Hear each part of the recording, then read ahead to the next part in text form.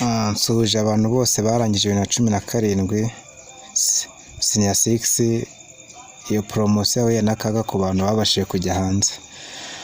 Duhereye inyuma muri 2014 nibwo bahereye ku bantu bari batsinzwe babasubiza muri primaire ngo babanze kujya gushaka amanota. Icyo gihe yigaga primaire akiga no mu wa gatatu. Ibyo byaje kuvaho tugeze mu wa gatandatu, naho habaye igikorwa cyo gusubiza abantu bagizeyo mu wa gatatu.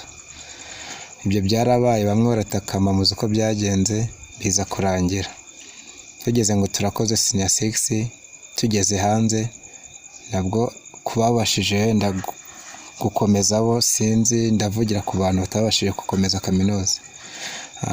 Mu gihe turi gushaka amafaranga, corona nayo iba yinazemo. Gusa muri icyo gihe twagiye muri guma mu rugo, n'udufaranga umuntu yari yatangiye gukorera aradukoresha. Iyo poromosiyo yahuye n'akaga kugeza aho na Ukraine yaje kwinagamo nyuma yaho n'Abarusiya. Muri aka kanya nibyo turimo, Ukraine n'Abarusiya, ibintu byarahenze murabizi. Biragoye kubaka muri iki gihe, ko kubaka ku bantu bari kurangiza nyuma cyangwa se ku bantu batari kubona ubushobozi bufatika biragoye. Hanyuma yaho tujya twibaza niba twarigaga tuvuga ngo abantu bize kera nibo bize. Muri aka kanya natwe hari abo turi kwigisha ubu, bo baravuga ngo iki? Ni ukuzajya bavuga ati abantu bize muri cya gihe cyacu nibo bize.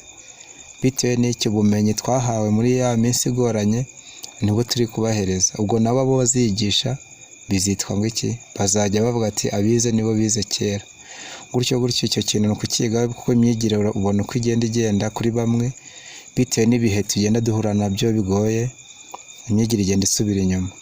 Niyo mpamvu usanga generasiyo uko zigenda zikurikirana nibwo n'ubumenyi bugenda bumera nk'aho busubira inyuma mu buryo bw'imyigire. Murakoze.